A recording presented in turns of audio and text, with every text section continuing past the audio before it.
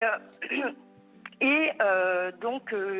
me suis occupée pendant mon stage de recruter des candidats, enfin de sélectionner Ouais, des candidats ouais. plutôt.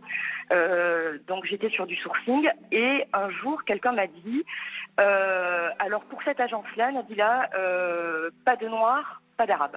Ah, on vous l'a dit Et on me l'a dit carrément, ouais, Mais oui, ouais. bien sûr. carrément. Ah oui, oui. Mais oui. Je suis tombée de ma chaise. 11% des Français déclarent avoir déjà été discriminés à cause de leur origine. C'est la deuxième cause de discrimination la plus grande après le genre. Et le coût, d'après France Stratégie dans une étude de 2015, s'élèverait à 150 milliards d'euros. Pour l'économiste Gary Becker, dans son article The Economic of Discrimination, les discriminations proviennent du choix rationnel des acteurs. Les employeurs, généralement, auront tendance à préférer recruter le même type de personnes qu'ils fréquentent. Cela favorise l'entre-soi et cela favorise le profil majoritaire au détriment de profils peut-être plus originaux. Pour Edmund Phelps et Kenneth Arrow, les discriminations sont dues aux préjugés, aux stéréotypes que les recruteurs ont sur chaque catégorie de la population. Les recruteurs vont s'appuyer sur ce qu'ils pensent être vrai pour définir les qualités et les défauts de chaque candidat. On appelle cela une discrimination statistique.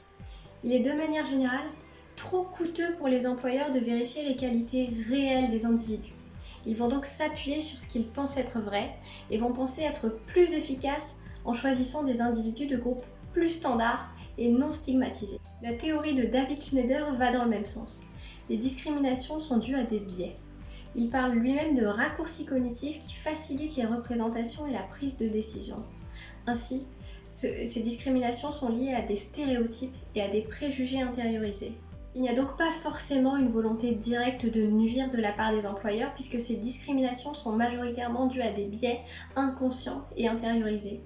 Toutefois, on ne peut pas oublier l'existence de discriminations volontaires de la part de certains employeurs, même si ce n'est peut-être pas la cause majoritaire. Mais alors, qui sont les groupes les plus discriminés ? Le rapport de France Stratégie a retenu 4 critères majeurs de discrimination. Le sexe, l'origine, le lieu de résidence et le handicap. En France, être une femme est le premier critère de discrimination. Le deuxième, c'est l'ascendance migratoire. Un candidat issu de l'immigration a 40% de chances en moins de se faire convoquer à un entretien d'embauche. D'après le défenseur des droits, le marqueur religieux redouble le marqueur racial. On a également des discriminations liées à la santé et à l'handicap. D'après l'INSEE, 41% des jeunes de 10 à 24 ans déclarent avoir déjà subi des discriminations à l'embauche à cause de leur santé ou bien de leur handicap. Ces discriminations ont des coûts. Mais quels sont-ils ? Virginie Martin et Marie-Cécile Nave, dans leur ouvrage Talent gâché, le coût économique et social des discriminations liées à l'origine, développent plusieurs types de coûts liés aux discriminations. Ces coûts sont à la fois supportés par les individus, mais également par la société. On retrouve notamment 2 types de coûts. On a donc le coût réel, qui correspond aux dépenses d'éducation engagées par l'État, mais aussi aux aides données par l'État. Et on a le coût d'opportunité, c'est ce que l'individu aurait pu gagner s'il avait vécu une vie économique normale où il n'était pas discriminé. Lorsqu'un individu est totalement coupé du marché du travail, on observe un coût d'opportunité. Il faut faire la différence entre ce qu'il aurait pu gagner en travaillant normalement et ce qu'il obtient en touchant les aides. Pour l'État, il y a un coût réel. Ce coût réel correspond aux dépenses utilisées dans l'éducation de ces individus, mais il correspond également aux prestations sociales qui sont données.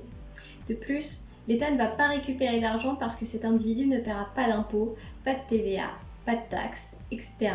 Néanmoins, toutes les situations ne sont pas si extrêmes. Prenons l'exemple d'un individu qui a un bac+5, mais qui se retrouve à exercer un emploi nécessitant une qualification de bac+2. Là, l'État aura investi pour 5 années d'études pour que l'individu exerce un métier qui ne lui demande qu'un bac+2. Il y a un véritable manque à gagner pour l'État. Ici, sur toute une vie de travail, on a 260 000 € de manque à gagner pour l'État. Pour obtenir le chiffre sur toute la population, il faut multiplier par le nombre d'individus qui exercent un emploi pour lequel ils sont surqualifiés. Néanmoins, il n'y a pas que l'État qui perd de l'argent, les entreprises aussi. Les travaux de Becker et Haro ont permis de montrer qu'il y a une différence de productivité marginale entre les entreprises qui sont les plus discriminantes et les entreprises qui sont les moins discriminantes. Les entreprises qui auraient plus de femmes gagneraient un peu plus que celles qui ont moins de femmes. De plus, la théorie du salaire d'efficience de Stiglitz nous montre que si un individu pense être discriminé et pense moins gagner que ce qu'il devrait gagner, il sera moins efficace. C'est la théorie du salaire d'efficience. On retrouve dans les entreprises également des coûts d'opportunité qui peuvent être très forts.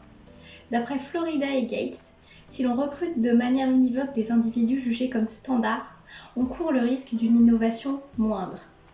Le recrutement discriminatoire réduit la capacité d'innovation, puisque l'innovation, elle, provient de la confrontation d'idées et de la capacité à penser le monde de manière différente.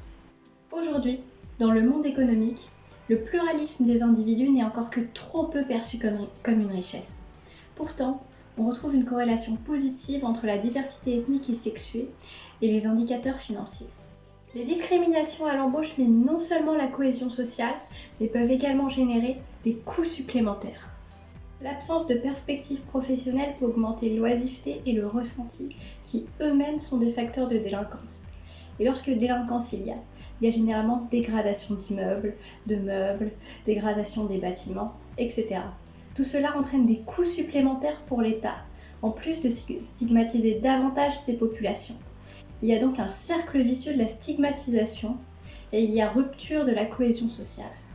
D'après France Stratégie, en réduisant les discriminations, on pourrait espérer un gain de croissance entre 80 et 310 milliards d'euros sur les 20 prochaines années, soit entre 3 et 14% du PIB. Mais alors, que faire pour lutter contre les discriminations sur le marché du travail ? Les discriminations ne sont pas des fatalités. Il est possible de les réduire. Toutefois, mettre en place des lois interdisant les discriminations n'est pas suffisant.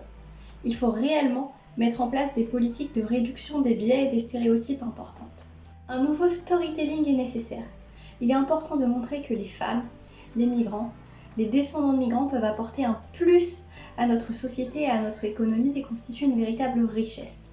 Pour cela, il est important de véhiculer des représentations positives, de mettre en avant les réussites des membres de ces groupes-là. Il faut inclure ces personnes stigmatisées, isolées, dans un nouveau discours du vivre ensemble. Plusieurs mesures peuvent être prises dans ce sens. Il faut mettre en valeur les réussites, favoriser les campagnes de communication et sensibiliser les personnels éducatifs aux stéréotypes de genre et aux stéréotypes ethniques. La diversité doit être perçue comme ce qu'elle est, c'est-à-dire un atout pour l'économie. Il faut valoriser la diversité comme atout économique. Ça a déjà été fait en Australie, notamment à travers diverses lois qui présentent la diversité comme une véritable force économique. Il existe également d'autres solutions comme la discrimination positive. La discrimination positive permet de rattraper les écarts entre les différents groupes de population. La discrimination positive permet de favoriser les groupes les plus stigmatisés dans les processus de recrutement afin de leur donner un petit avantage pour rattraper leur écart. La discrimination positive est censée être temporaire. Elle a vocation à disparaître lorsque les individus des groupes stigmatisés auront rattrapé, auront comblé leur écart économique. En France, on retrouve très peu de mesures de discrimination positive. Elles sont bien plus présentes en Amérique du Nord, où la discrimination positive a permis aux groupes les plus défavorisés de la population d'accéder aux écoles les plus élitistes. Toutefois, la discrimination positive n'est pas parfaite. Même si elle réduit les inégalités entre les groupes, elle augmente les inégalités internes aux groupes en créant une sorte de petite élite au sein des groupes.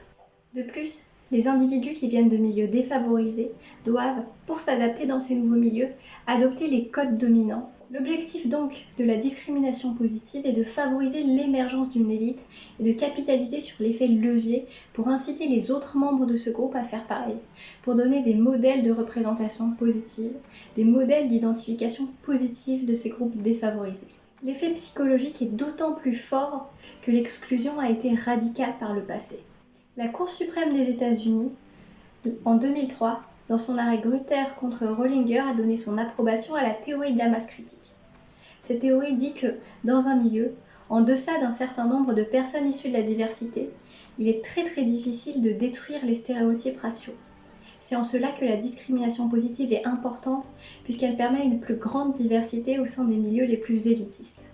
Ainsi, Pour détruire les stéréotypes raciaux, la représentation au sein des instances de pouvoir est plus que nécessaire.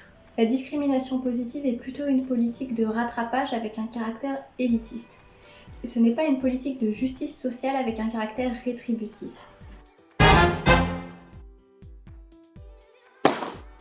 Mais alors, qu'en est-il en France ? Le rapport de l'OCDE de 2019 montre des résultats catastrophiques au niveau de l'égalité des chances et de sortie de la pauvreté. Il faut en France 6 générations pour sortir de la pauvreté. En France, il existe déjà des mesures de discrimination positive, mais elles sont peu nombreuses. Elles se basent surtout sur des critères territoriaux ou socio-économiques. On a notamment les dispositifs en ZEP, en RUR, dans certaines politiques de la ville, ou encore les dispositifs de zones prioritaires comme à Sciences Po Paris. Toutefois, ces mesures ne sont pas suffisantes. La France, aujourd'hui, a encore énormément de mal à lutter contre les discriminations raciales. Il serait peut-être temps de remettre en cause le modèle républicain pour réaliser un modèle beaucoup plus inclusif et qui tient compte de nos différences de vie et de traitement. On a pu voir que les coûts liés aux discriminations à l'embauche étaient faramineux. Néanmoins, ce n'est pas la seule raison pour laquelle il faut lutter contre les discriminations à l'embauche. Ce n'est pas qu'une question d'économie, c'est une question de cohésion sociale et avant tout, une question de justice sociale. Je vous remercie de m'avoir écouté. N'oubliez pas de liker, de commenter, de partager. On se retrouve la semaine prochaine pour une nouvelle vidéo. Portez-vous bien. Mais aussi aux dépenses données à la population d'accéder à des... Oh là là. Non. C'est bien.